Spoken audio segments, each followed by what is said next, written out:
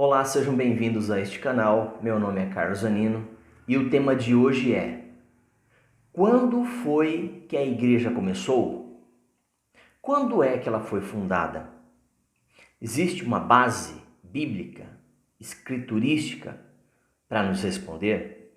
Mas antes que eu comece a falar sobre esse assunto, deixe o seu like, toca aí no joinha, compartilhe o tema que eu vou estar trazendo para vocês ou os mais de 90 vídeos que já estão postados no canal, tá bom?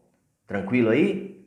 Pode se inscrever que você vai estar recebendo todos os dias, pelo menos um vídeo ao dia, pelo menos uma novidade, um novo tema, tá? Tranquilo aí? Vamos juntos aprender? Quando a igreja começou? Essa é a pergunta. Quando a igreja começou? Quando eu falo quando a igreja começou, gostaria que vocês entendessem que igrejas são pessoas, tá? A comunidade reunida. Não importa se na casa, se na rua, se na praça, se no templo, tá?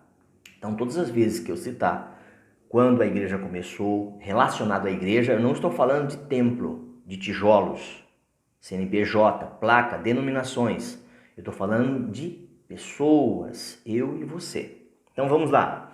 A igreja começou no dia de Pentecostes, 50 dias depois da Páscoa, quando Jesus morreu e ressuscitou. Então a partir daí que a gente pode entender que começou de fato a igreja do Senhor Jesus. A palavra traduzida igreja vem de duas palavras gregas em conjunto que significa chamada do mundo, chamada do mundo para Deus, chamada do mundo para Deus. A palavra é usada em toda a Bíblia para se referir a todos aqueles que nasceram de novo, João 3:3. Então, igreja somos nós, tá certo? Nascer de novo, pessoas. Pela fé na morte e ressurreição de Jesus, Romanos 10, 9 e 10, essa passagem de Romanos 10, 9 e 10 é muito importante, porque se crê com o coração e se confessa com a boca para a salvação, ok? Depois você dá uma volta o vídeo e dá uma conferida, tá? Seja um bereano, seja um cuidadoso, texto no contexto, para não virar pretexto, tá? Então olha aí. A palavra igreja, quando usada em referência a todos os crentes em todos os lugares, é sinônimo de o corpo de Cristo. Em qualquer lugar que se juntarem pessoas, ali está a igreja do Senhor. Porque a igreja somos nós. Quando nos reunimos, estamos reunidos como um corpo. Né? Não são as partes do corpo? Braço, perna, tronco, membro, cabeça, tal. Não é assim? Tá? A cabeça sempre é Cristo, tá? O corpo aí é a igreja. Ok? Vamos lá. Então, aonde estão essas passagens? Efésios 1, 22, 23, Colossenses 1, 18. Então, confirma aí na sua Bíblia, aquilo que eu estou falando, se está batendo. A palavra aparece pela primeira vez em Mateus 16. Se você for ler de carreirinha Mateus 16, você vai entender melhor sobre o que eu estou falando. Por quê? É uma passagem bastante usada e conhecida. Diz assim, ó: e sobre esta pedra edificarei minha igreja, e as portas do inferno não prevalecerão contra ela, no versículo 18. A pedra aqui é a declaração que Pedro fizera: tu és o Cristo, o Filho do Deus vivo, versículo 16. Essa verdade sobre Jesus é o alicerce da igreja, que tem florescido por mais de 2000 anos. Todo aquele que faz dessa verdade o fundamento da sua própria vida torna-se membro da igreja de Jesus. Já disse, não é denominação, não é placa, não é religião. São pessoas, eu e você. Atos dos Apóstolos 16:31, perdão. Eu queria só ressaltar que a igreja do Senhor Jesus, sem entrar nos termos, tá? Nos fundamentos, enfim, mas trazendo de modo resumido, ela começa ali em Atos dos Apóstolos. Que é o livro aberto, é o único livro canon aberto. Quer dizer, a igreja continua, ela continua a existir aqui até que aquele dia, até o dia do arrebatamento, até a volta de Cristo, tá bom? Então vamos lá. As palavras de Jesus, eu edificarei a minha igreja, foram uma previsão do que estava prestes a acontecer quando ele enviou o Espírito Santo para habitar nos crentes. Então, quando ele diz aqui, eu edificarei a minha igreja, é eu e você. Ficou claro?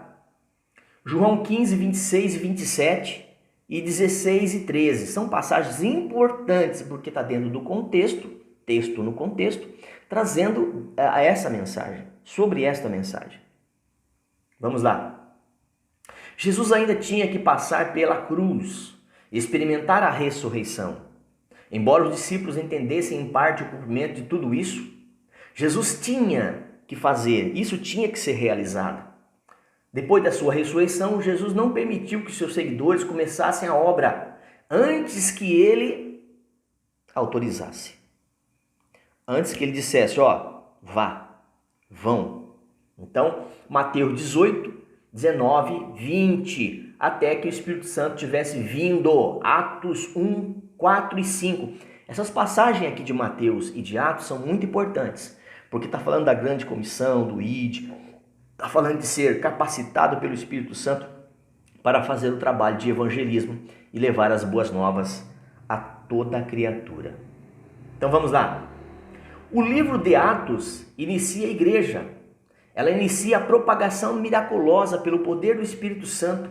10 dias depois de Jesus ter subido, na volta aos céus, Atos 1, 9, o Espírito Santo foi derramado sobre 120 seguidores de Jesus, que esperavam ali e oravam, e Deus assim o fez.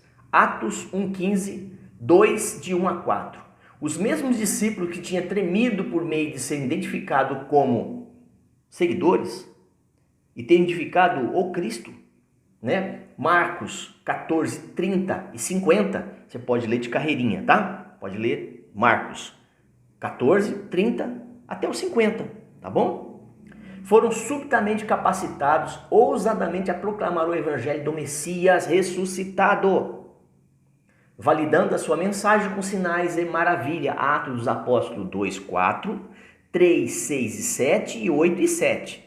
Milhares de judeus de todas as partes do mundo estavam em Jerusalém para a festa de Pentecostes. Vamos lá.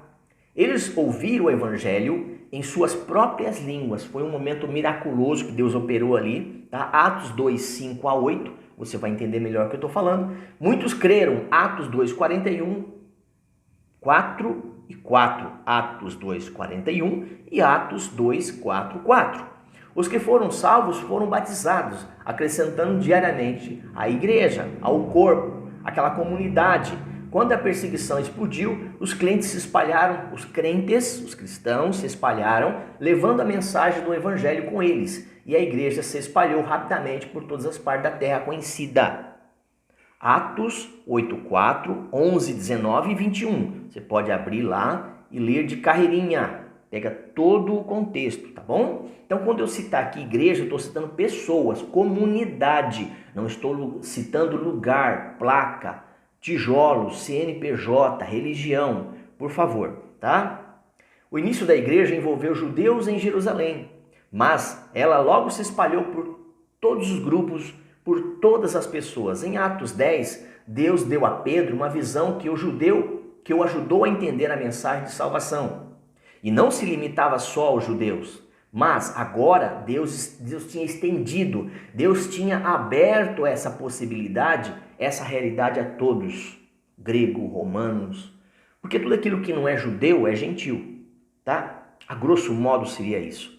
Então Jesus veio para os seus não o receberam, rejeitaram a pregação, quiseram ficar na lei de Moisés, o qual Jesus Cristo fez cumprir toda a lei. Então o que estava faltando agora? Os judeus seguiram o quê? O Messias. Porque o judeu, na sua maioria, eles já sabiam que viria o Messias, da linhagem de Davi. Eles tinham a Torá, o Talmud, a Tanakh. Eles já tinham todos os livros, o Pentateuco. Eles já sabiam que viria, porque desde Gênesis até Apocalipse, no Velho Testamento principalmente, já vinham apontando Jesus como Messias.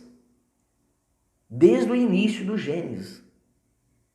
Já vinham falando a respeito de que viria o Messias, o Salvador, o Príncipe da Paz, que viria aquele que havia de salvar, que viria aquele de ser um testemunho fiel, único, um sacrifício vivo. Já estava falando sobre ele. Então, tanto no Velho quanto no Novo, dando essa pausa para te dizer que Jesus Cristo sempre existiu. Porque antes ele era o Logos e ele se tornou o Rema.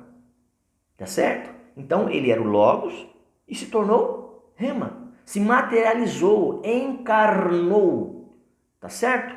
Tranquilo até aqui? Então tá bom. Então vamos lá, continuando.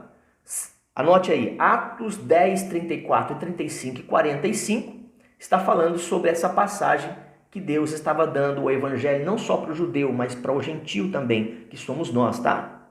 Nós somos a igreja gentílica. Tudo aquilo que não é judeu é gentil, a grosso modo. Então vamos lá. A salvação do eunuco etíope, olha, já começou. Atos 8, 26 e 39, dá para ler de carreirinha. O centurião italiano, Cornélio, Atos Apóstolos 10 em diante, lê de carreirinha.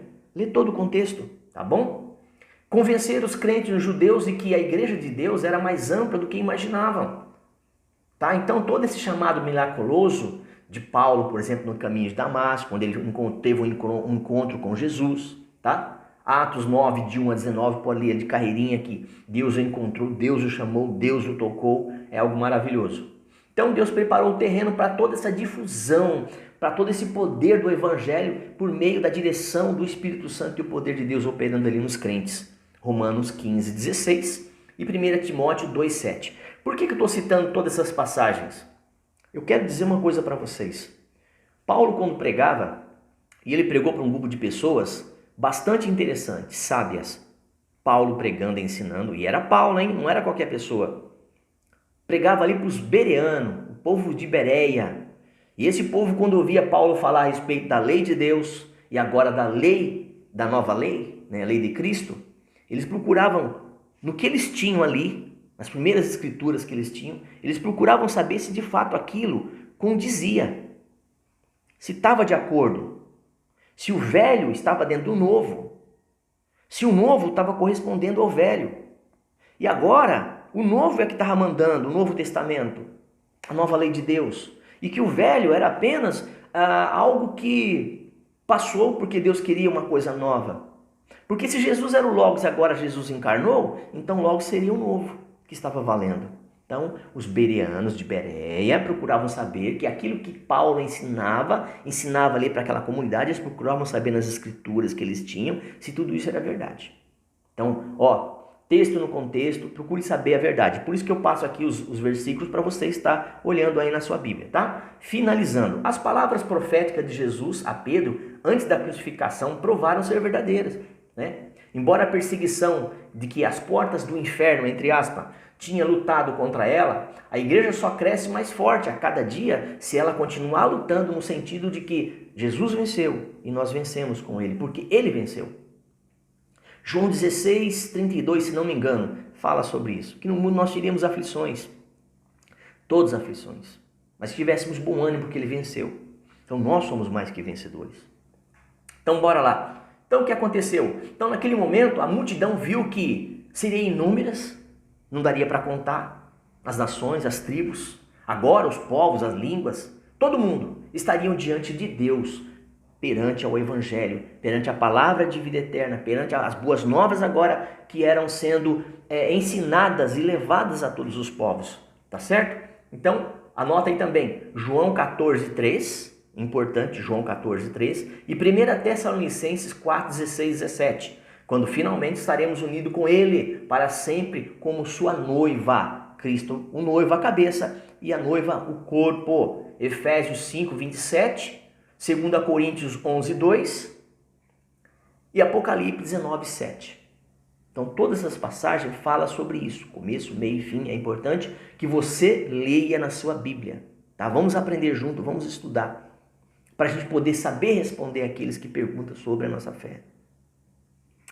Beleza? Então, que Deus abençoe a sua casa, que Deus abençoe a sua vida e até um próximo vídeo.